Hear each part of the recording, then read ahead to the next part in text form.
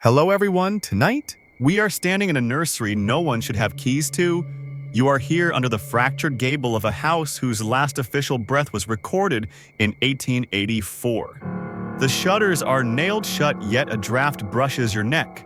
You haven't even touched the cradle, but it rocks. Not violently, never violently. It rocks with the rhythm of someone who has nowhere else to be. You probably won't survive.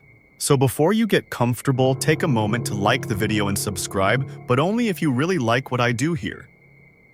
Let me know where you're listening from and what time it is there. Now turn off the lights, maybe turn on the fan for some soothing noise, and let's get started tonight. The cradle is old, older than the house, older than the town's first baptism records. Its wood is dark and crooked, as if it grew into this shape on its own. There are no nails, only joints, tongue, and groove mortise and tenon, like it was built in a time before hammers by hands that understood the difference between swaying and swinging. You touch the edge lightly, and it does not stop rocking, it does not speed up either, it just notes your presence politely. A faint layer of dust covers everything in the room except the interior of the cradle. That linen is crisp like it was turned down yesterday. And stitched into the lining, barely visible in the candlelight, is a thread of symbols you can't quite decipher. You could pretend it's decorative, but your stomach knows otherwise. Some of the curves feel familiar, like the shape your own tongue makes when it hums uncertainly in the dark. The house was sealed after the West Room fire of '84. A baby's breath was reported by the volunteer who ran in first. No infant was ever found. No adult either. But someone did leave behind a note now crumbling in the archives reading only, "Do not name her, not yet." Scholars who specialize in the architecture of lost colonial nurseries. Yes, that's a nudge field. One of them married a weaver, and they now live in a lighthouse. Still argue whether the room you're standing in was originally part of the house or added after the fact. The floorboards don't match the hallway. The nail pattern is reversed. The fireplace has no flue, but soot stains ring its edges. Sometimes one expert said in a lecture, no one attended a nursery isn't built for a baby. It is built around one. You don't remember walking up the stairs.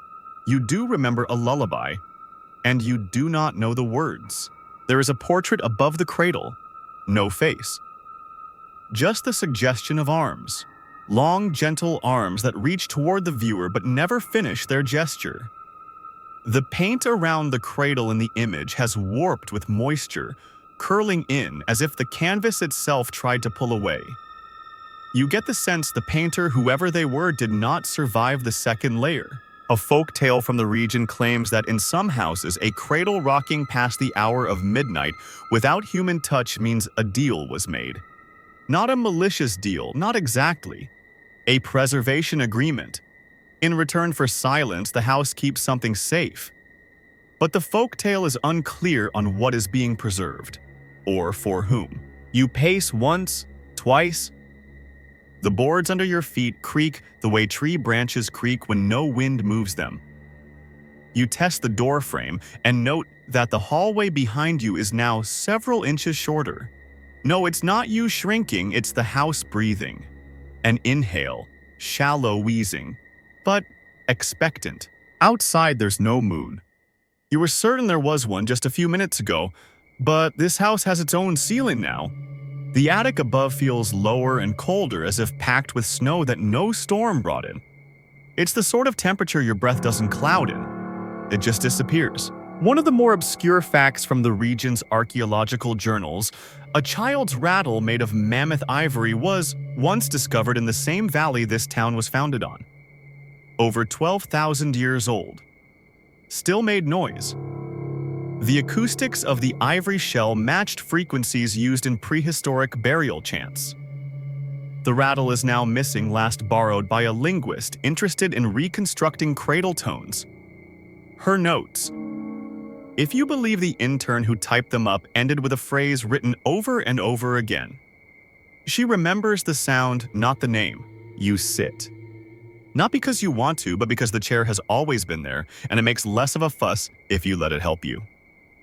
The cradle rocks again, slightly faster, as if relieved. You wonder how long it waited, if it needed someone to hear. Not just to watch, but to hear. And not just the cradle creak. You hum again, without meaning to. A simple pattern, 4 notes, a pause, then 3. It's not a song you know, but the portrait flickers slightly, as if some dust shifted. The house has no electricity, yet the air hums in places, near your ribs, under your tongue. And somewhere between your thoughts, the feeling that something is not quite born. Not yet, but nearly. And the longer you stay, the more you might be its name. Just a note. If you happen to carry anything that once belonged to a child, a bracelet, a button, a photo tucked in your wallet, this would be a good time to put it somewhere else. Or promise to name it. Just not aloud. Your hand twitches. The chair creaks. The cradle pauses. You didn't stop it. Something else did. And it's listening now. The cradle has stopped, but the house hasn't. It's shifting quietly, politely, as if trying not to wake something in the walls. You remain in the chair not from fear exactly, but because your legs have grown respectful. The air has taken on the weight of old wool and burnt milk. That sour, sweet memory of time kept too long in a sealed room. The walls feel thick now, like they've been padded not for safety, but for silence. You notice the wallpaper. Not the pattern, there is no pattern, but the thickness of it. How many layers? One tears slightly near the baseboard, and beneath is another, and another. 10, 20 more. Each layer hand-glued with care, and rushed hands overlapping mistakes and desperate corrections. In one torn fold, you catch the outline of something scratched beneath a shape like a tree branch bent into a spiral. Not quite a symbol, not quite a letter. You've seen that shape before. Maybe in a dream. Maybe at the base of your own spine. Some researchers, usually the ones who never publish and always arrive late to conferences, have noted that certain rural homes in North America show signs of what they call intentional acoustic memory. Rooms built to hold not just sound, but patterns of sound, as if the very shape of the space can rehearse grief. One such house in Nova Scotia was documented to hold a lullaby for 22 minutes after the last living person left. Not an echo, in presence. The sound didn't bounce, it waited. You hear a sound like that now. It's not a cry, not a voice. It's the memory of one. You do not understand the language, but your teeth ache a little trying. From the cradle rises a scent, warm, damp linen and something faintly mineral, like wet stone, or bone after rain. You know the smell from old museums, the kind that still label everything by hand and keep fossils in drawers with lavender sachets. The kind where time doesn't pass, it dries. You lean forward, not close enough to touch, but enough to see a faint impression on the pillow. Too small to be a head, too round to be nothing.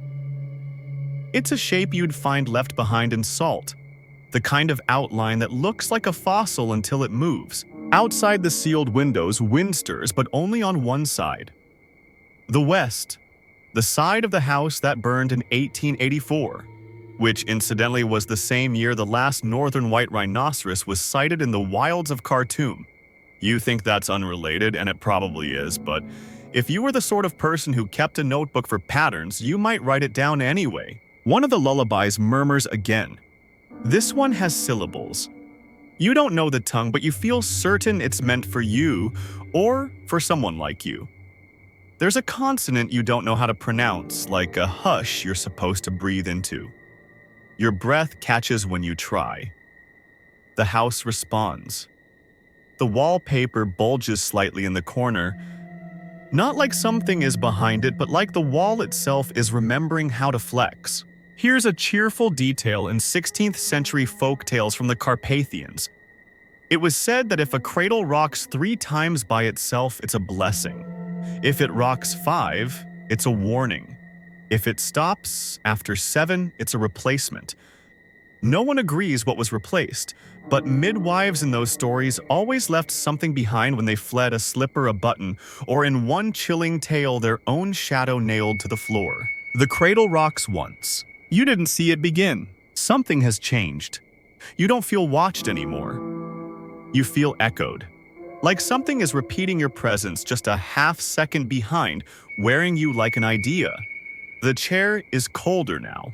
Not the kind of cold that comes from lack of heat, but the kind that happens when something ancient is being opened.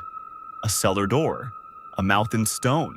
Your own memories feel distant, like they're trying not to interrupt. What was your name again? No, it's not gone, it's just irrelevant here. In this house, you are only ever the watcher, and even that may be too presumptuous. A scholarly debate that once ended in a torn scarf and 2 tenure denials concerns the purpose of certain infant charms found in Bronze Age burial mounds in Hungary. Tiny carvings shaped like teardrops always placed beside the left cheek of the deceased. Some say they're amulets to ward off restless sleep. Others believe they're promises that the child will return in the right season. A few more fringe argue that they were not meant for the child at all, but for whoever dared to disturb the cradle after it was sealed. The flame of your candle flickers backward. That's not how air works, but that's what it does. The flame bends toward the window, the west wall, the wall that burned. You smell ash now. Old ash cooled by time, stirred by guilt. And something floral. A hint of elderflower, perhaps? Or something else that once grew near graves. You try to hum again. The notes stumble. The pattern is wrong. You hear it corrected somewhere else in the room. A gentle, perfect echo, not delayed, preceding you. That's when you realize the cradle isn't rocking on the floor. The legs aren't touching it. Not quite. It's hovering barely, but it is. Just above the dust, just enough to not disturb the past. And then the lullaby stops. Not ends, stops. Which is worse. The cradle rests in midair like a memory too stubborn to lie down. Its shadow is wrong longer than it should be and stretching towards you, even though the candlelight comes from the opposite side. You try not to notice that. You tell yourself shadows can't mean harm, that they're just absence wearing shape.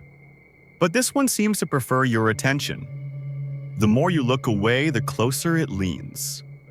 You close your eyes. The room does not. You can feel it watching with its seams, its lint, its age. There is no true stillness in a sealed house. Even the dust repositions itself politely when you aren't looking. Beneath your feet, a soft sound. Not footsteps, not mice.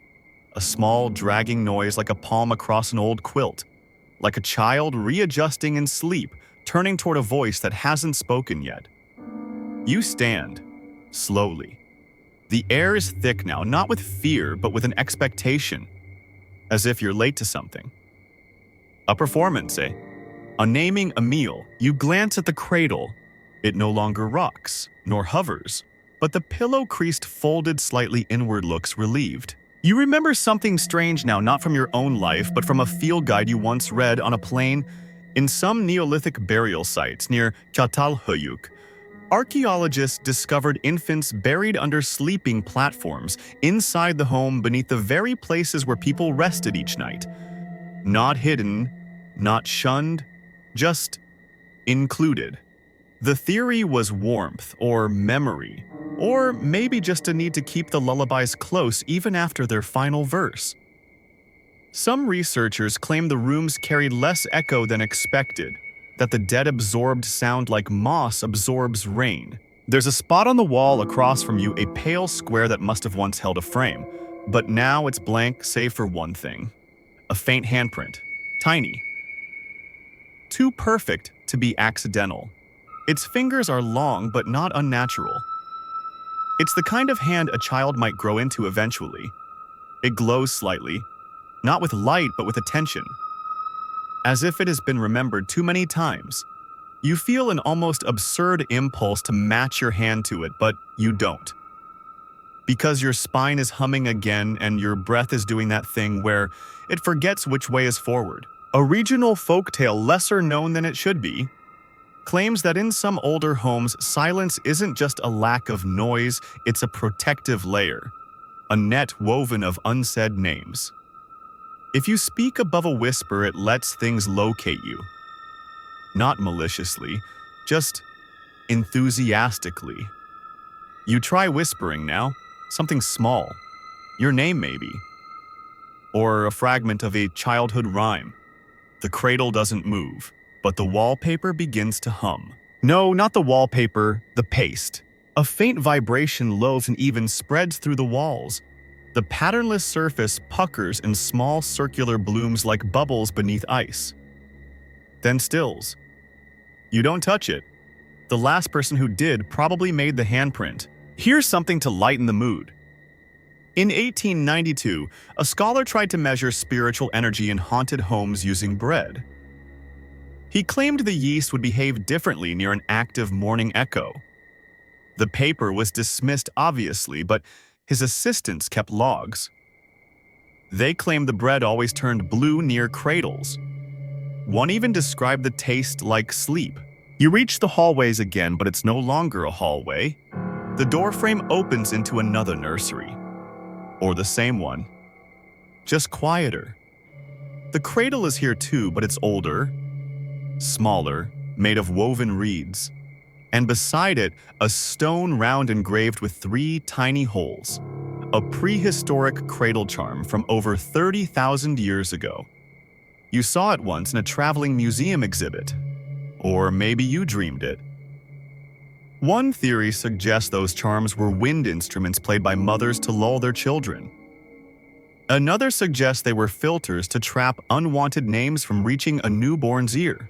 You feel something now, not wind, not touch, but pressure right behind your heart. A small persistent thrum, like a name being whispered just beneath your hearing. You strain toward it. The rhythm feels familiar, like something your body once knew how to speak. A scholarly doubt remains. No one can fully explain why infants in certain ancient burial sites have stones placed inside their mouths. Some say it's to weigh the spirit down. Others say it's to teach the spirit silence. But in one excavation report, a note was scribbled in the margin. These aren't weights. They're lullabies with no breath left. The room shifts again. The candle flickers blue. You are in the original nursery now. You can tell by the portrait still faceless, still offering those unfinished arms. But the rocking has begun again, and this time you didn't see it start. Your chair waits for you. Different now, closer to the cradle than before. A strand of hair rests on the cushion. Curled golden, not yours. You sit, you hum. The lullaby answers. It's the same melody but slower now. Reversed. And as the cradle sways, you realize something. It's not trying to comfort the child. It's trying to comfort you, which means it knows something you don't. Or that you once knew but gave away.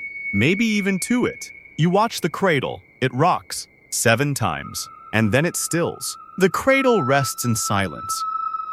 Not ordinary silence, the kind that follows speech or outlasts a lullaby, but a cultivated silence. The kind that has been tended to. As if the house, the cradle, the very dust has been practicing this moment for years. Maybe centuries. You shift slightly in the chair and something under the floorboards shifts with you. A delayed echo, but softer, like something old imitating your weight. You reach for the candle, but it's already burned out. Yet the room remains visible. Faintly, a glow seeps from beneath the cradle, low and gray like moonlight, reflected off wet stone. It doesn't flicker. It breathes. Somewhere far off a clock chimes, though you saw no clock on your way in. It strikes 6 times, then pauses, then 2 more, then one final uncertain note, as if the clock itself was unsure whether to count you among the living. You think of leaving. The hallway door is visible again, but it looks thinner now. Not like it shrank, but like it's further away, as if the nursery has grown larger, or longer, or deeper. The cradle is not moved, yet it is somehow now in the center of the room, as if the room keeps redrawing itself around it. Here's something for the scholars in 2021. A team of archaeologists unearthed a Paleolithic dwelling in a Siberian cave. Inside, they found no bones, no tools, no soot. Only one object, a cradle-like depression carved perfectly into stone, polished smooth by centuries of touch. The floor around it was arranged in a radial pattern of feathers. Owl, crane, something unidentified. One researcher wrote, "This wasn't a shelter, it was a waiting room. The house creaks not above or below, but within. The kind of creak that comes from something exhaling just enough to make space." You glance again at the portrait. It has changed, slightly. There are no new features, but the arms have lowered by an inch, as if growing tired or welcoming. The shift is subtle, but you feel it in your stomach where unease turns into invitation. On the far wall, something written in soot has begun to reveal itself. Not freshly drawn, just exposed by timelight or your continued presence. 3 words, still not named. Your tongue feels dry. Your name, whatever it once was, doesn't seem to belong here anymore. The cradle rocks once, then again, 3, not 5, not 7, and now a sound. Soft, mechanical, familiar almost. A music box, tinny and old. But you didn't see one before. You follow the sound. It's coming not from the cradle, but from beneath the floor. Right beneath your chair. You lean down. The hum sharpens, not music, breathing. The boards beneath you are slightly ajar. A thin seam, once painted shut, has begun to open. A nursery below the nursery, a second layer. A voice, not words, just presence, brushes the back of your mind like cobweb.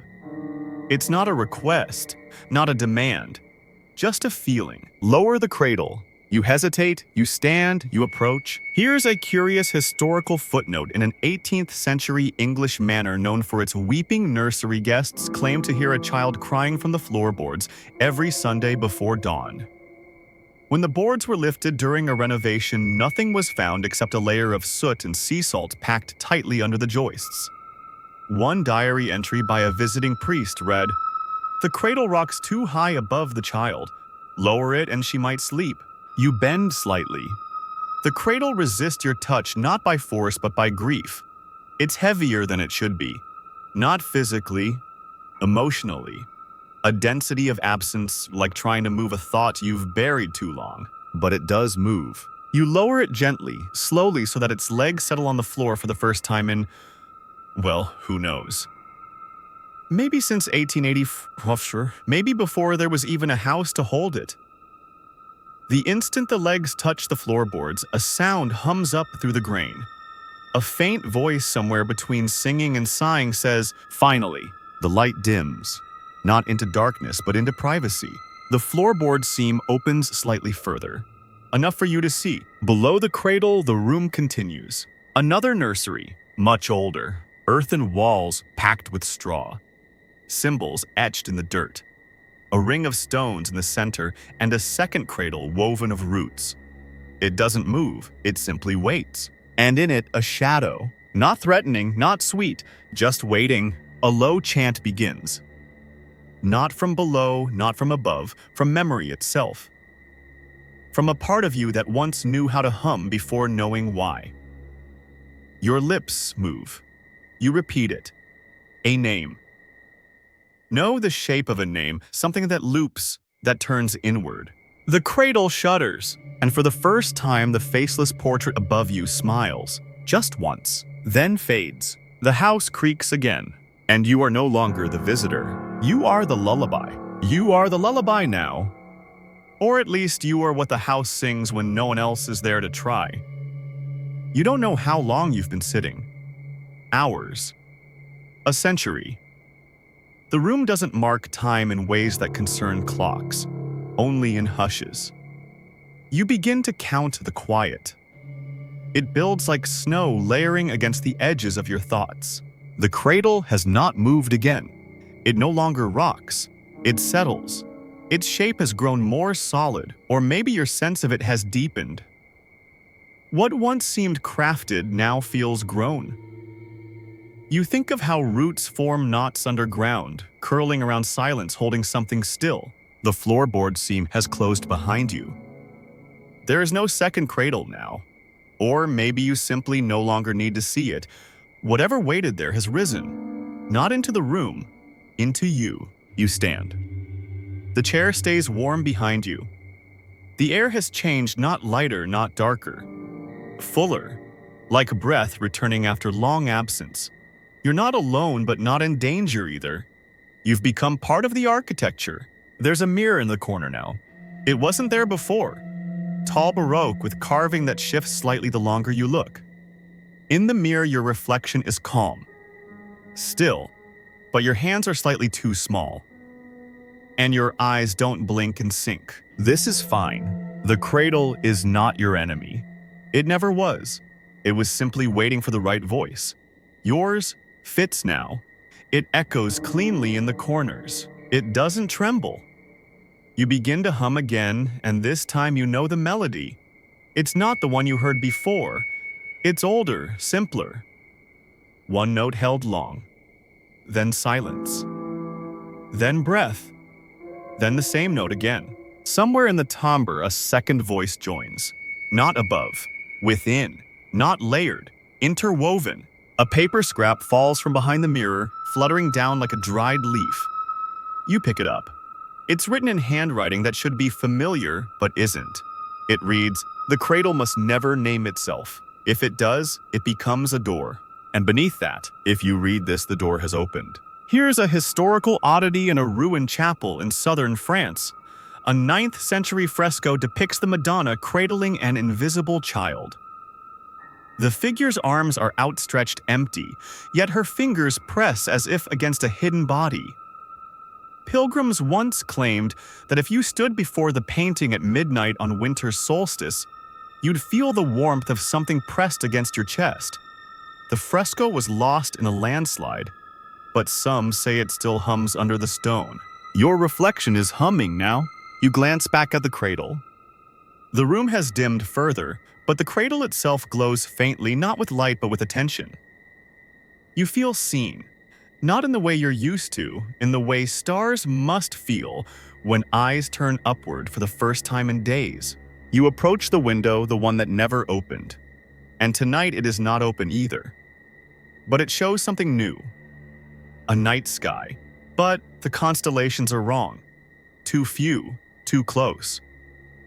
You realize it's not the sky. It's a ceiling, a dome, lit from within.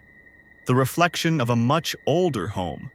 One without corners, one with only cradles. You press your hand against the glass. It's warm. The house is humming. The name that once waited to be spoken is no longer trapped in the cradle. It's in the walls now, in your breath, in the slight way your shoulders sway when no music plays. It's in your pause before speaking, in the hush before sleep, in the bones of the chair that now only you remember how to sit in.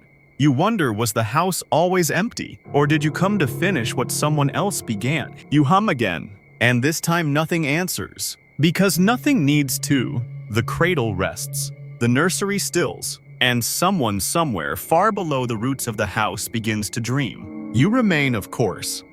Not because you must, not because you're trapped, but because some silences are too delicate to abandon.